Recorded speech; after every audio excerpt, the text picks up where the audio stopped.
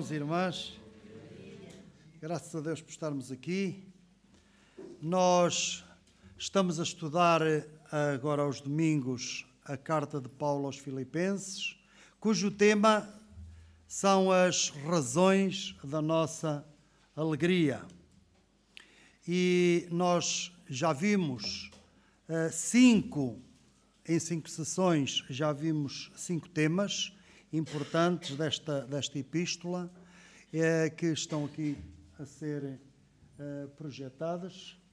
Então, vimos Bom Dia Alegria, em que a palavra-chave era todos. Vimos os afetos também. Vimos a alegria em ser defesa, portanto, a defesa da fé. E também vimos uma convicção e um dilema, em que Paulo estava num dilema, se partir e estar com Cristo, que seria muito melhor, ou permanecer aqui mais algum tempo na carne, para contribuir para o crescimento espiritual da igreja, dos crentes. E vimos também conformes em combate, isto é, uma certa unidade no combate. Hoje vamos falar da unidade, mas já vimos na sessão anterior com o nosso irmão Timóteo uma conformidade, isto é, uma unanimidade, os estarem unidos no combate, combatendo, portanto, pela fé. Não a fé evangélica, como dizem algumas versões. Quando fizeram aquela tradução, nunca pensavam se calhar que a fé evangélica tornava a Bíblia, vou dizer fé evangélica, tornava a Bíblia confessional. A Bíblia não é confessional. A Bíblia é de todos. E mesmo, para além disso, hoje em dia, a fé evangélica o que é? Não é? Esta igreja é uma igreja evangélica, tem um corpo de doutrina, defende a fé, mas será que todas as chamadas igrejas evangélicas defendem da mesma forma, todas, essa fé evangélica? Como diz aqui a nossa versão, a fé do Evangelho, e é assim que está no grego, tanto no Textus Receptus, como também no texto crítico neste Lealand. Portanto, ambos no grego dizem a fé do Evangelho, combatendo pela fé do Evangelho. No mesmo ânimo, pela fé do Evangelho, versículo 27 do capítulo 1. E hoje, pela graça de Deus, nós vamos continuar e vamos falar da unidade da família de Deus. Isto é, a unidade do corpo de Cristo. Isto é muito importante. E nós tivemos duas belíssimas introduções já aqui a este tema. Portanto, eu não preciso fazer introdução nenhuma, porque nós já no Salmo 133 vimos que para David e para Deus, que é o verdadeiro autor da Bíblia, a palavra é dele, não é de David nem nossa, é bom. É quão bom e quão suave é. E depois aquele conjunto de benefícios, de bênçãos que resultam dessa unidade, dessa união dos crentes. E depois a preocupação do Senhor Jesus. Preocupação entre aspas, não é? Mas ele repete na sua oração, ele enfatiza na oração ao Pai a unidade de todos os crentes, a unidade da Igreja, para que sejam um como tu, ó Pai, o és em mim e eu em ti, para que também eles sejam um. E o aperfeiçoamento, isto é, perfeitos na unidade, é realmente o objetivo de Cristo. E então, isto é muito, muito importante mesmo. Vamos avançar e vamos ler, em primeiro lugar, a porção da palavra que temos aqui. Capítulo 2, versículos 1 a 5. Portanto,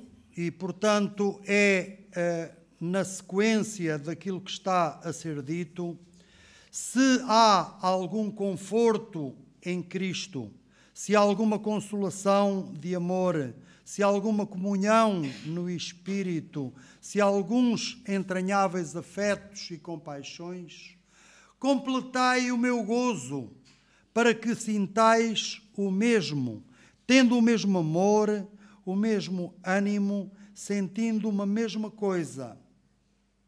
Nada façais por contenda ou por vanglória, mas por humildade. Cada um considera os outros superiores a si mesmo. Não atente cada um para o que é propriamente seu, mas cada qual também para o que é dos outros.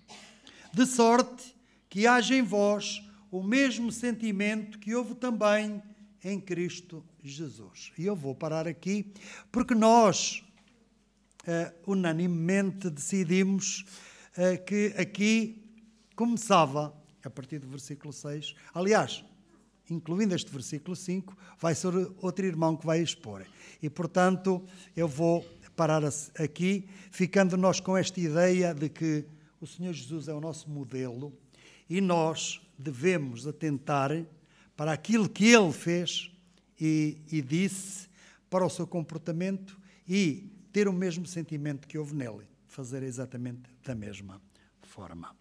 Então, vamos dividir em 5 partes, e é versículo a versículo. No primeiro versículo, eu resolvi chamar a invocação do que é óbvio.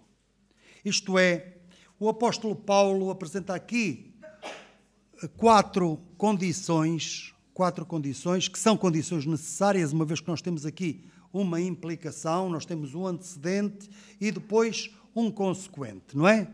E o antecedente é formado por 4 condições. E as condições são estas que nós temos aqui no versículo 1. Portanto, se há algum conforto em Cristo, isto é, alguma exortação em Cristo, se há alguma consolação de amor, se há alguma comunhão no Espírito, se há alguns entranháveis afetos e compaixões. Portanto, se isto se verifica, estas condições, então isto deve conduzir-nos a algo que veremos na sequência.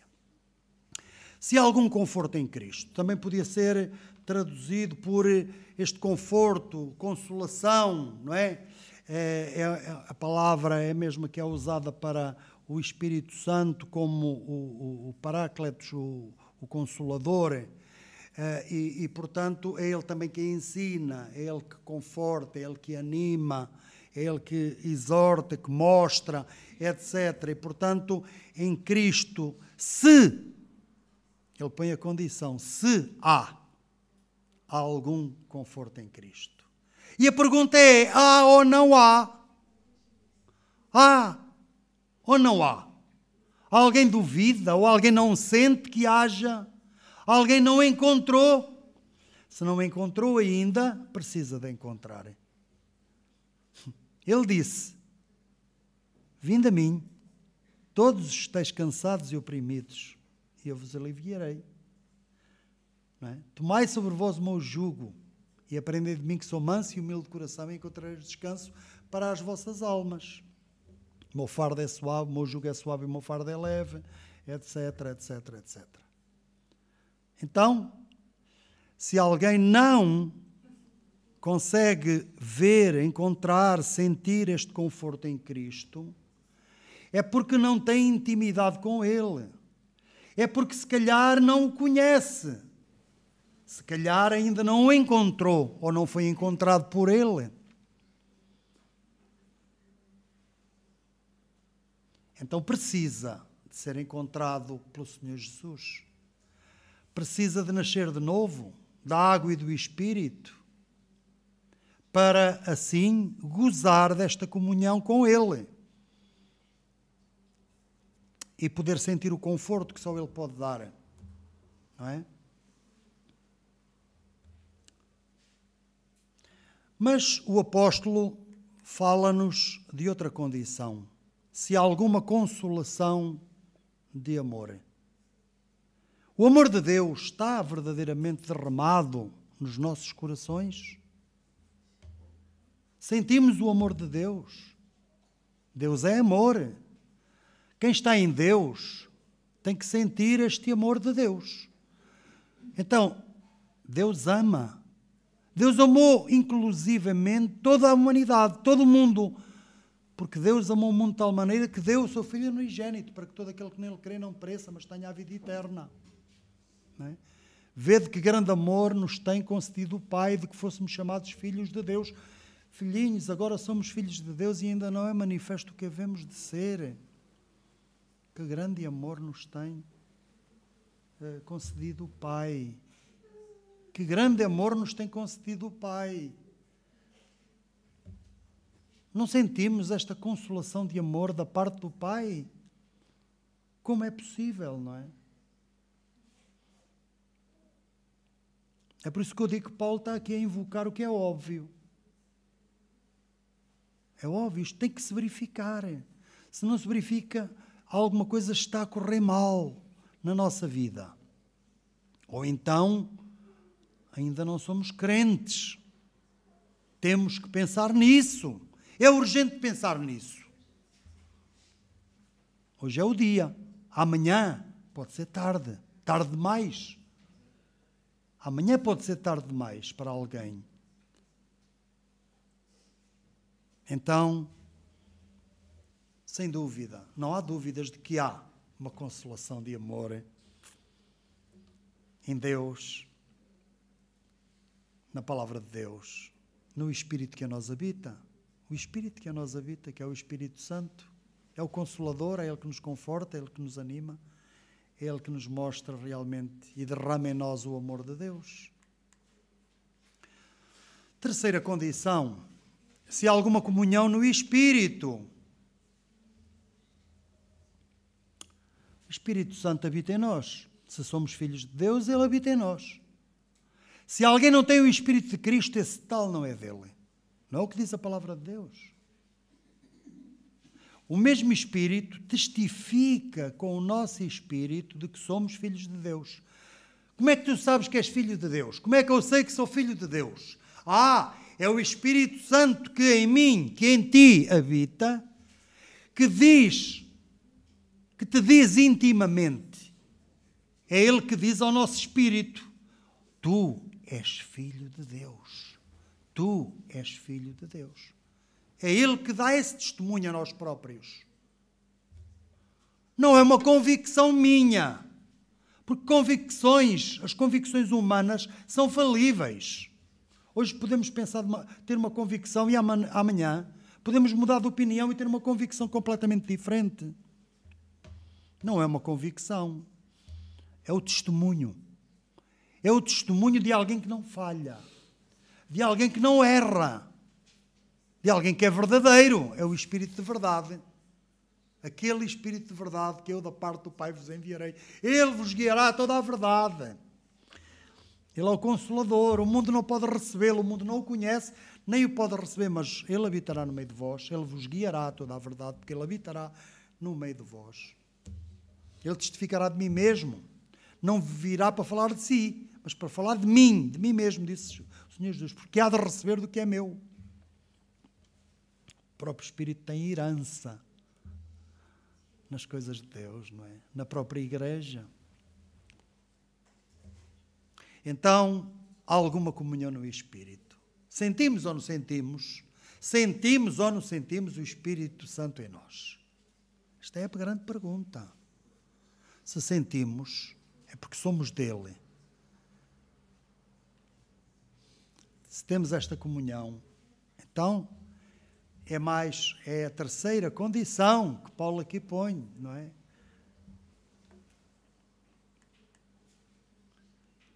Se há alguns entranháveis afetos e compaixões, isto é, hoje diríamos do fundo do coração, não é? Na antiguidade eles falavam de entranháveis afetos, tinha a ver com todos os órgãos vitais internos do tórax, e às vezes não só. Eram as entranhas, não é? Vinha das entranhas, o amor que vinha das entranhas, uma amizade, como aquela amizade de David e Jonatas, e outras que há na Bíblia, e que nós também conhecemos da história e das histórias do dia-a-dia, grandes amizades, que às vezes nós também temos, também partilhamos com outras pessoas, grandes amizades, amigos inseparáveis. E isso é algo que vem de lá de dentro, não é? Nós hoje dizemos que é do coração, não é? São as entranháveis, isto é, afetos que vêm lá das entranhas, lá de dentro, dos órgãos vitais e compaixões, não é? Afetos e compaixões, aquilo que nos leva realmente a sermos solidários, a sentirmos a mesma dor, a mesma paixão, o mesmo sofrimento ou a mesma alegria que o outro. É uma partilha, é alegrar com o que se alegra e chorar com o que chora. É estarmos unidos, é pulsarmos, o nosso coração pulsar com a mesma frequência do outro. Isso é que é realmente esta ligação, estes entranháveis afetos e compaixões, sentir uma mesma coisa, não é? E então, se Paulo invoca esta condição necessária aqui subdividida em 4 aspectos, isto deve levar-nos a um consequente, a algo que vem a seguir. Se isto é verdade, completei o meu gozo. Se isto se verifica, se estáis a experimentar isto, se isto é uma realidade na vossa vida, olha, então acabai de encher o vaso, que é o que quer dizer este completai aqui, é como que uma metáfora de um vaso que está a ser cheio de um líquido e que é preciso acabar de encher para ficar transbordante. Paulo sentia muita alegria, muito gozo com estes irmãos. Ele amava estes irmãos e tinha uma grande alegria no seu progresso espiritual, naquilo que ouvia falar deles, naquilo que Epafrodito lhe disse e outros, que as notícias que tinha da igreja eram muito animadoras, eram muito boas, eles estavam a andar bem e ele tinha uma relação com eles muito, muito próxima e, portanto, eles eram a sua alegria, como ele diz noutra parte, a sua coroa também, mas ele diz que dai-me ainda mais gozo, completai o meu gozo, não é? Completai este meu gozo, enchei, acabei de encher o meu vaso, para que sintais o mesmo, isto é, para que tenhais o mesmo pensamento. Aqui sentir o mesmo é realmente sermos unânimes. Unanimidade é importante, não é? Haver harmonia. Não puxarem uns para cada lado, mas adaptarmos-nos uns aos outros, não é? Eu não andei para a frente, peço desculpa, às vezes esqueço-me. Portanto, já estamos no segundo aspecto, que é o apelo à unidade do corpo, não é? O apelo à unidade. O apelo à unidade está aqui. Versículo 2. E então, completei o meu gozo, completando o gozo de Paulo. Como? Sentindo todos o mesmo. Portanto, havendo esta unanimidade, havendo esta harmonia dentro da igreja, não puxando um para cada lado, não dizendo, mas eu acho que assim, que é melhor. Eu não concordo com isso. Nós devemos mostrar uns aos outros os nossos sentimentos e aquilo que pensamos. Devemos partilhar experiências, aquilo que aprendemos, aquilo que já conhecemos, experiências que tivemos, coisas que correram mal, coisas que correram bem, e mostrar uns aos outros isto, para que todos vamos crescendo e aprendendo uns com os outros e vendo, olha, deu mal com aquele irmão, se calhar, pois não vamos fazer assim porque também pode dar mal, etc. Isto é partilhar, mas não é impor. É dizer, assim já não faço. Temos muita tendência para isso, eu tenho. Tenho tendência a parar logo e fico sozinho, fico cá com as minhas ideias, olha, deixa-os seguir a eles, com as ideias deles. Isto é uma tendência humana, que uns têm mais, outros têm menos. Eu tenho muito. Olha, eu tenho muito. Tenho muito. Há aqui muitas arestas a precisar de serem limadas. Estão a ver? Arestas que estão muito agrestes. É. Mas temos que sentir o mesmo. Isto é, temos que construir plataformas de entendimento. Irmãos, temos que construir plataformas de entendimento. Oh, quão bom e quão suave é que os irmãos vivam em união. Quão bom e quão suave é que vivem em união. Como podem viver em união se não estiverem de acordo? Tem que estar de acordo. Tem que chegar a acordo. Tem que fazer cedências. Quando há cedências de um lado e do outro, de todos os lados, nós chegamos a um entendimento, a uma plataforma em que todos nos entendemos. E é assim que a igreja cresce. A igreja nunca crescerá a lutarem uns contra os outros, a querer cada um impor a sua vontade por cima da vontade dos outros. Temos que ceder. E quando falamos em ceder, já tem sido aqui dito por mim e por todos, quantos aqui sobem à tribuna, já tem aqui sido dito que ceder não é ir contra o que está escrito na palavra de Deus, contra a doutrina, contra a fé. Não estamos a falar aqui de doutrinas fundamentais em que não podemos ceder. Aí não podemos ceder. Não podemos estar de acordo, não é? Com coisas que vão contra a nossa fé, contra a palavra de Deus, contra aquilo que nos foi ensinado e que está lá. Então há alguém que pensa de outra maneira. Se nós é que estamos certos, então esse alguém tem que aprender, tem que rever as suas posições, as suas convicções e tem que acertar o seu pensamento pelo pensamento da igreja, para que haja realmente unanimidade, para que tenham o mesmo pensamento que é o mesmo sentir. O mesmo sentir.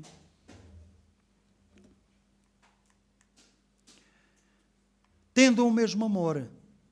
O amor tem que ser não o amor do mundo, mas um mesmo amor que é o amor de Deus, que quando é derramado no nosso coração não é de formas diferentes em cada um de nós, não é neste e naquele e no outro de formas diferentes, é igual.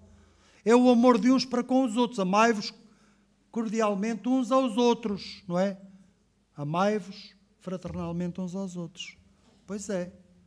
É o mesmo amor, e não pode haver um amor de primeira e um amor de segunda. Amar mais este que aquele, que o outro.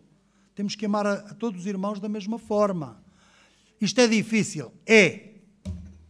Há irmãos que é mais fácil amar. Há outros que é mais difícil. Se calhar eu sou daqueles que é muito difícil amar, não é? Tens que ter paciência comigo. Para além do resto. Pois é. Estão a ver como nós encontramos realmente razões? Temos razões às vezes para não amar da mesma maneira, mas é uma luta. O que nos é pedido é um mesmo amor. Irmãos, é um mesmo amor. Não são 2, nem 3, nem 4 formas de amor. E amar os irmãos, aqueles irmãos que eu amo muito, muito, muito, estão lá em cima, e depois os outros irmãos menos um bocadinho e tal, e aí aqueles amam tão pouco, os que estão lá mais em baixo. Não pode ser assim. É que não podemos ter 2 pesos nem 2 medidas. Não pode ser. Isso não é cristão. No mundo pode ser. Quer dizer, no mundo é. Nós sabemos que é assim. Agora, nós não podemos ser assim. Nós temos que ser diferentes. Lutar para sermos diferentes. Todos os dias é uma luta para sermos diferentes. Tem que ser. Tendo o mesmo amor. Um amor igual para todos, que é o amor de Deus, que que não é o amor do mundo, porque o amor do mundo, o que é que o mundo chama amor? O mundo chama amor à paixão, àquilo que me agrada, àquilo que eu gosto, não é? E que a certa altura fico dependente. Aquilo torna-se para mim como que um vício. É como que um vício, é amar de forma viciante. Portanto, estou dependente, não é? Até que a paixão se esfuma, vai embora e eu, oi, mas como é, não é? Havia ali uma casa, que agora não sei se ela foi alterada e tem outra cor ou não, mas eu passava com os meus filhos e com a minha mulher no carro e eu dizia, muito bonita é aquela casa, eu gostava imenso daquela casa. Hoje eu olho para a casa e digo, epá, mas o que é que eu via na casa?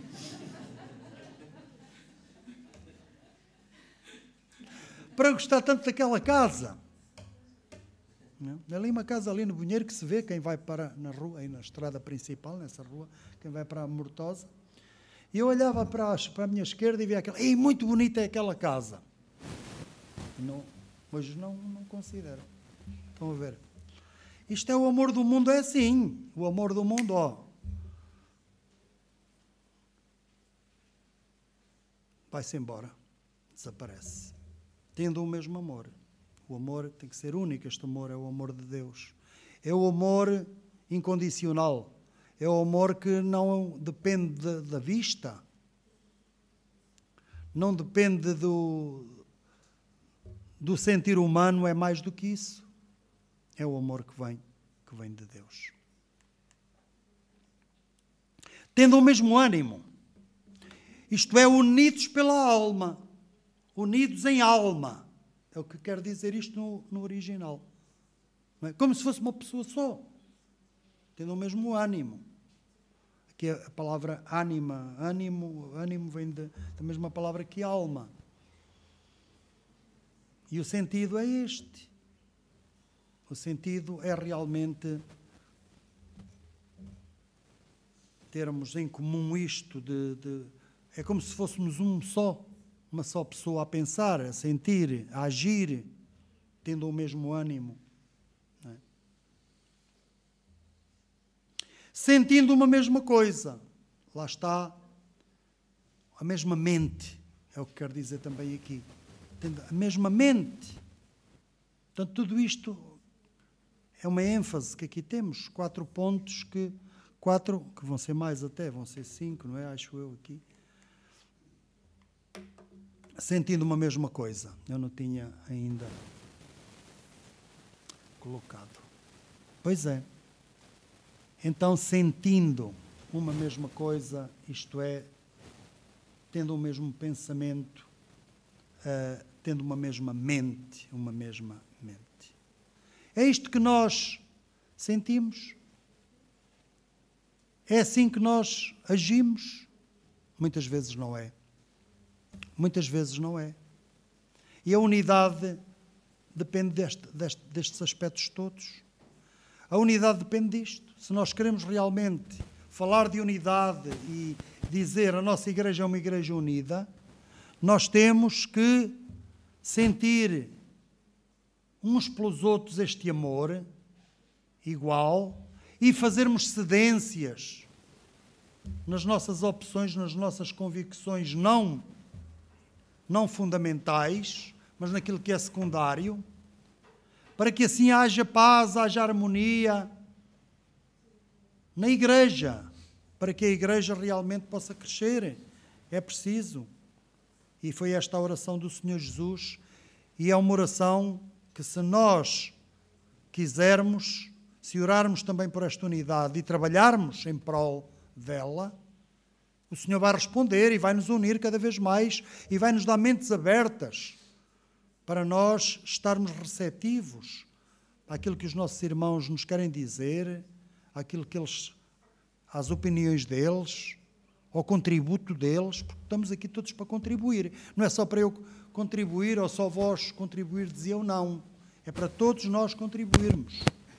Portanto, e isto é unidade. É unidade, é o viver realmente em unidade.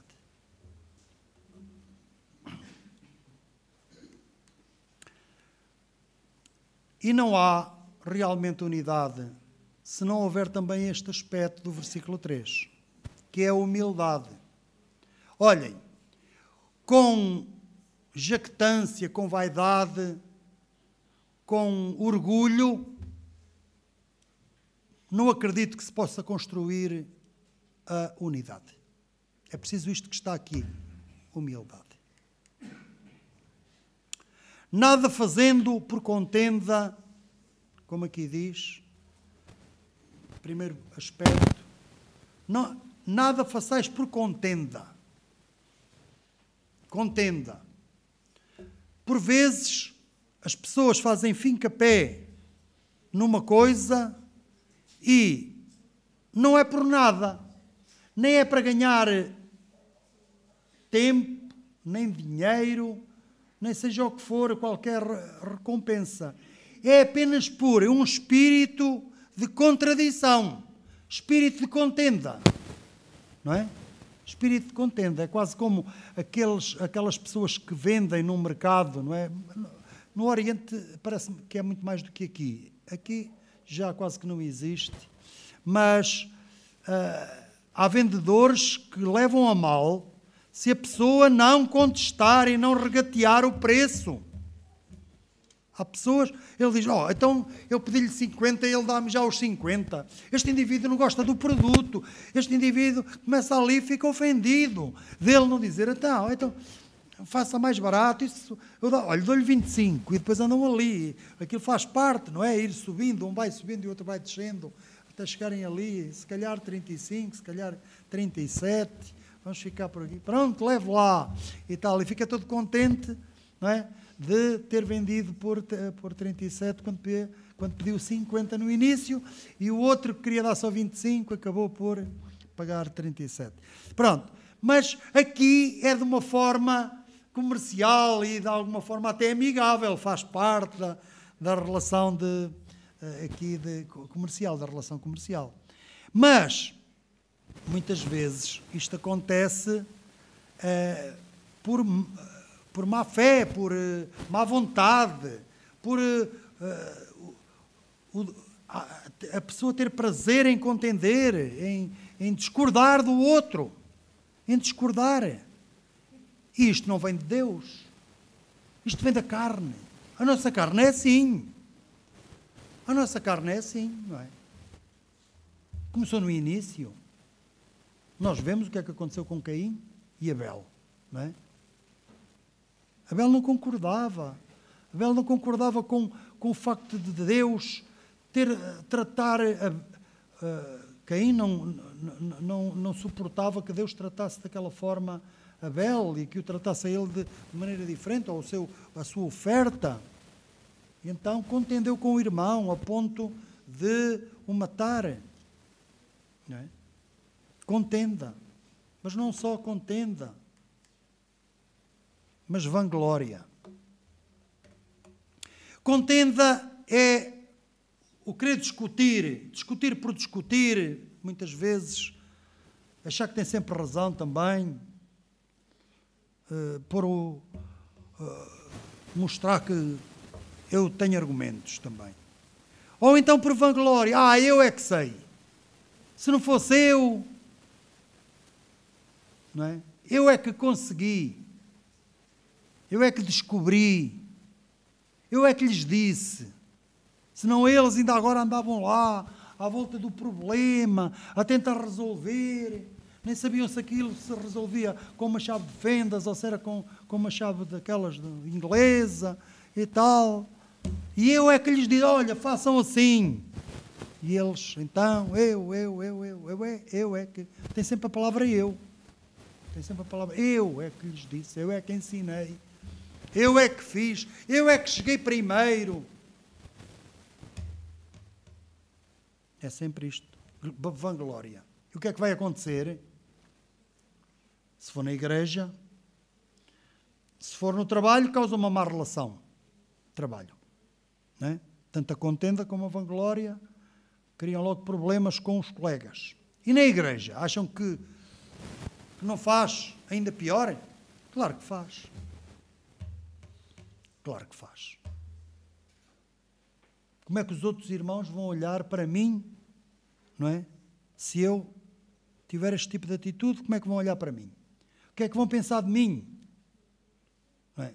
E se calhar vão falar disso. É legítimo eles falarem. Até certo ponto é, porque eu estou a dar motivo para isso. Mas eles, ao fazê-lo, estão a murmurar. Estão a ver já aqui a roda que está aqui estabelecida. Este ciclo. É que, se há vanglória de um, pode levar os outros até a, nas suas costas, falarem entre si acerca daquilo e virem a pecar por causa da minha vanglória, estão eles a pecar também. Murmurando. Porque em vez de vir ter comigo logo e dizer, olha, espera aí, tu acalma-te, não é? Tu tens os pés muito no ar, daqui a bocado ainda cais. Vê lá, põe os pés no chão para não caíres. Porque tu estás aí a levar-te muito. Isso não é bom. Isso não é bom. Põe os pés na terra. E se não o fizerem e falarem disto, estão a murmurar. E a culpa de quem foi? Eles também têm a sua responsabilidade. Pois têm. Mas tu é que causaste, eu é que causei. Então não devemos fazer isto. Porque cria um mau ambiente e pode levar os outros, inclusive, a pecar também, murmurando.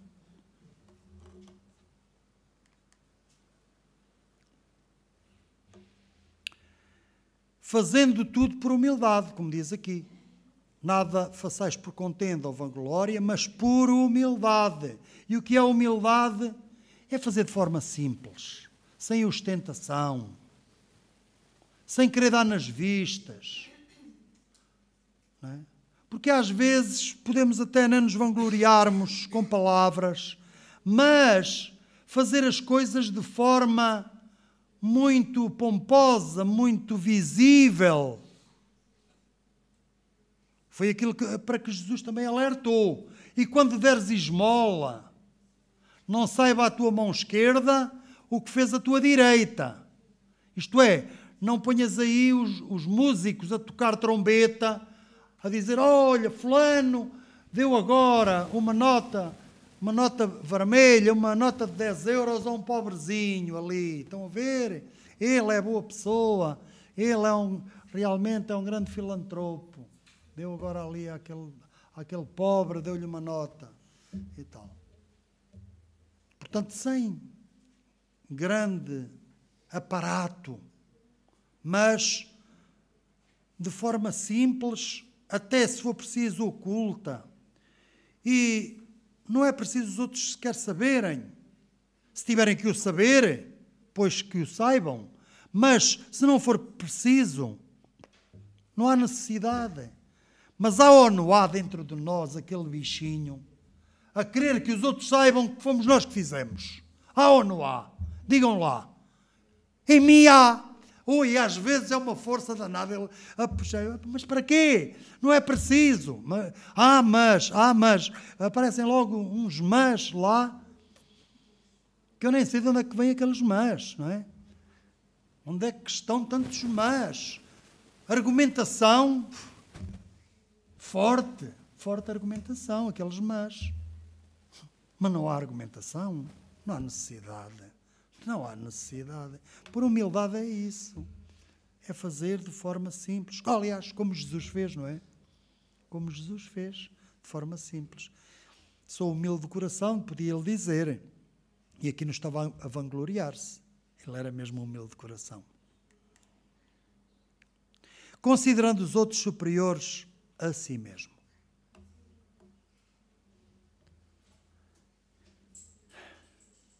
Isto é difícil também. É outro aspecto que é muito difícil, não é? Considerando os outros superiores, se formos ver o contexto da época em que foi escrito, estamos a falar de escravos e de senhores. E o escravo olhava sempre para o senhor para cima. Portanto, ele servia.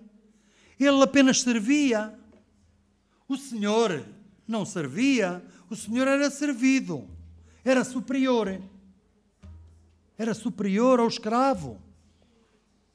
do ponto de vista social, do ponto de vista da hierarquia da sociedade, ele era senhor, era um homem livre, e o escravo não era. O escravo era vendido. Era vendido como uma alfaia agrícola ou como uma terra. Aliás, se ele era trabalhador agrícola, vendiam a terra, vendiam também os trabalhadores que lá estavam, os escravos, não é? Ficavam lá para trabalhar naquela terra, muitas vezes.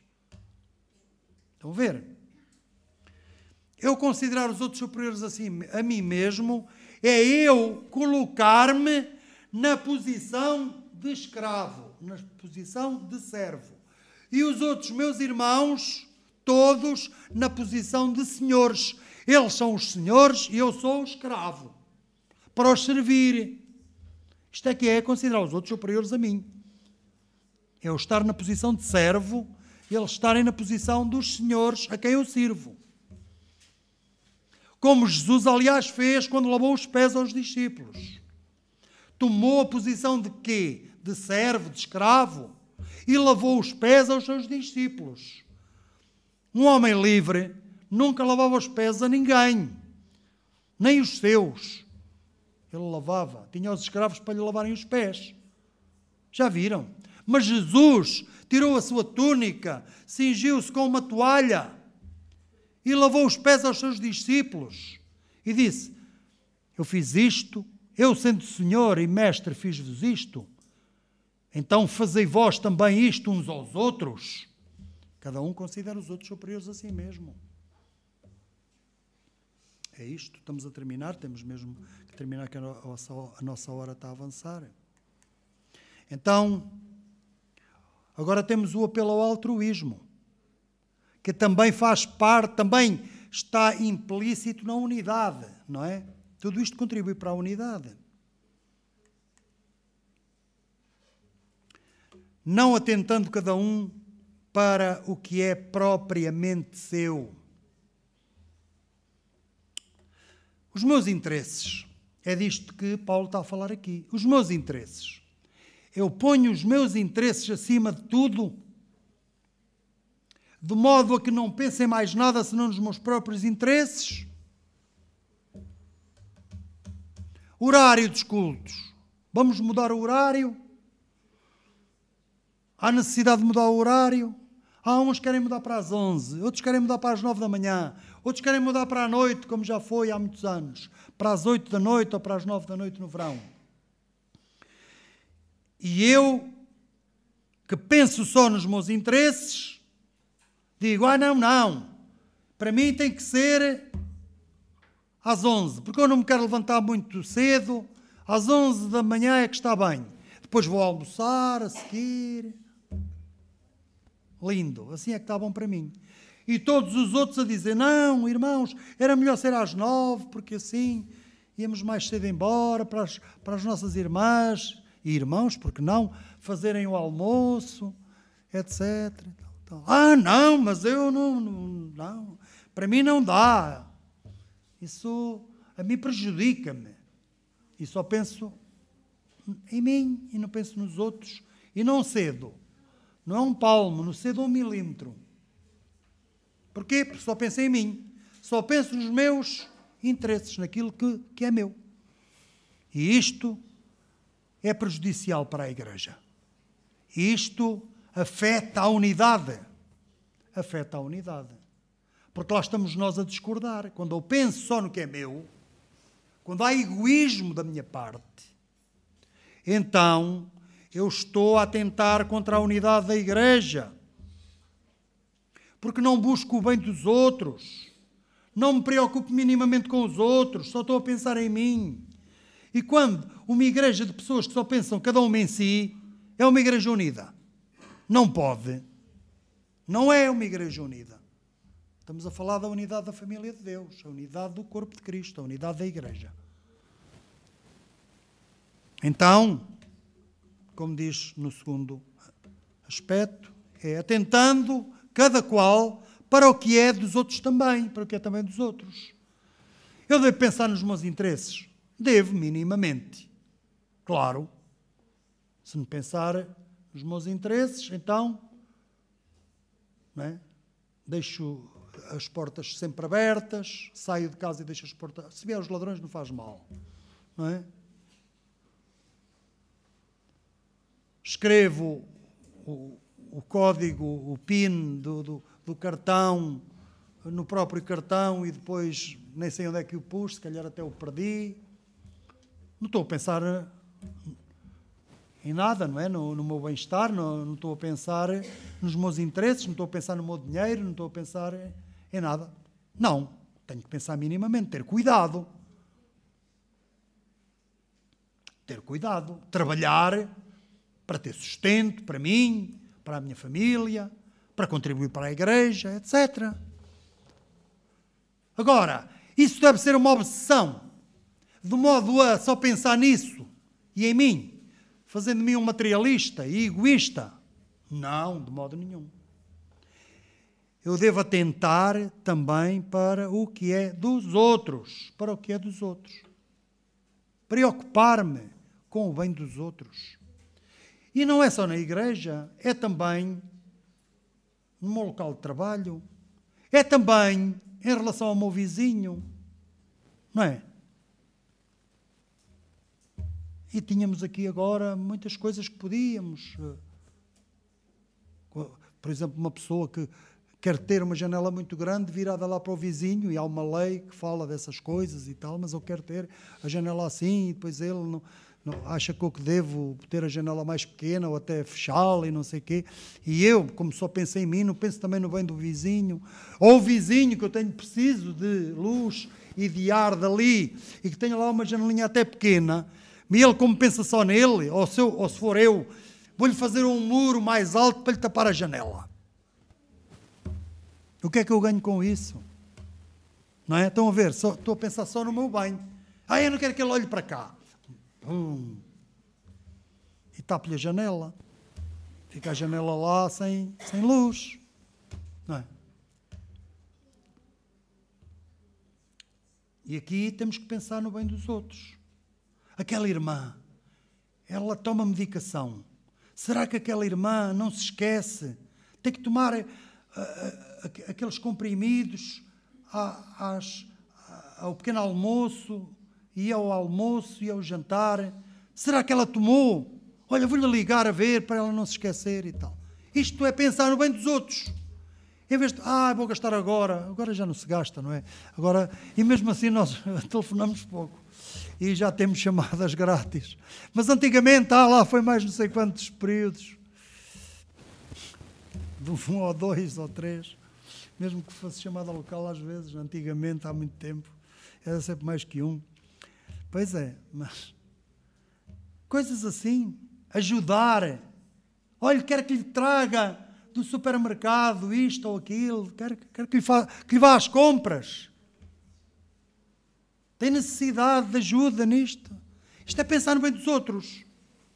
É não pensar só em mim. Não é?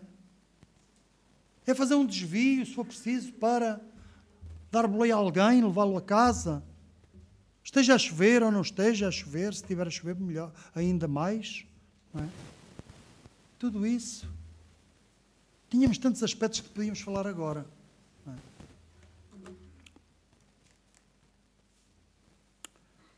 E temos um modelo a seguir. Se Paulo, na sessão anterior, quando apelou a que eles lutassem, combatessem pela fé do Evangelho, juntos, e citou o seu exemplo, como ele diz no versículo 30, tendo o mesmo combate que já em mim tendes visto e agora ouvis estar em mim, isto é, a situação de Paulo, o facto de ele estar preso, de ele estar naquela cadeia, de ele sofrer tudo aquilo, aquela afronta, devia servir de incentivo, de força para estes irmãos também combaterem pela fé. Mas agora aqui, Paulo vai mais longe e apresenta o exemplo do Senhor Jesus. Ele é o nosso modelo a seguir. Deve haver em nós o mesmo sentimento que houve também nele.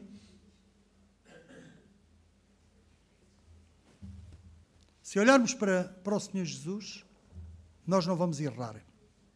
Há um livro muito bom, deve estar esgotado. Nós temos lá em casa, já bastante estragado. As crianças, quando eram pequenas, mexiam, não é? Nos livros que estavam e arrancavam as capas e coisas assim. Mas é um livro muito bom chamado... Ele está lá, velhinho, mas ainda está lá. Muito bom. E nós fazemos questão em o continuar a ter. Porque é muito bom. Em seus passos... O título é assim: Em seus passos que faria Jesus. Olha, se tu queres saber o que deves ou não deves fazer, se tu não queres errar, faz sempre esta pergunta a ti mesmo. Jesus aqui, agora nesta situação, o que é que ele ia decidir? O que é que Jesus ia fazer? Ele fazia isto? Se calhar ele não fazia. Isto não tenho dúvidas. Isto ele fazia. Então vamos fazer.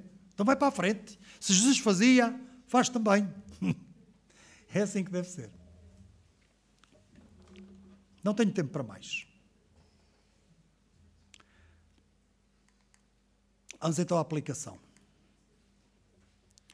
Paulo invoca 4 condições que devem motivar os crentes a trabalhar na construção da unidade prática da igreja local. Alguém se sente desmotivado? Vimos aquelas 4 condições. Alguém não consegue ver aquilo? Alguém não consegue sentir? Ver o amor, a unidade do Espírito, etc., ou a comunhão do Espírito? Que condições te falta? Não é? Qual das condições te falta? Falta-te alguma? Porquê?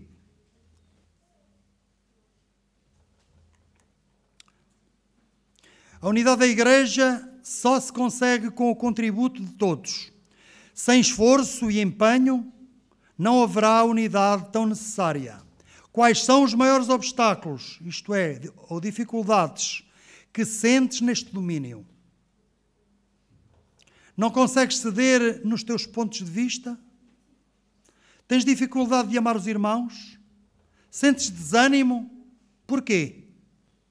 Porquê? Nada se faz sem esforço. Tens que fazer um esforço.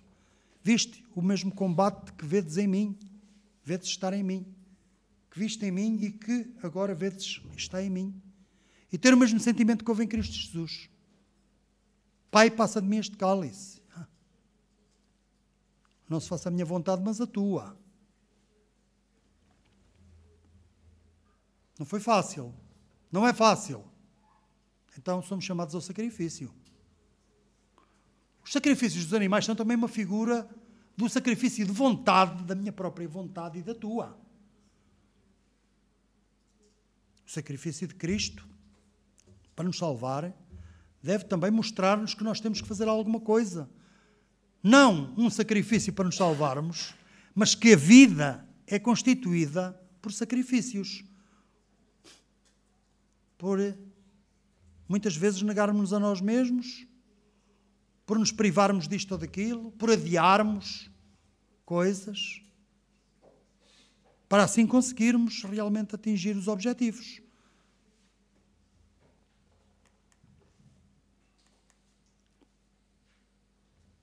No teu caso, qual ou quais os impedimentos para uma maior humildade?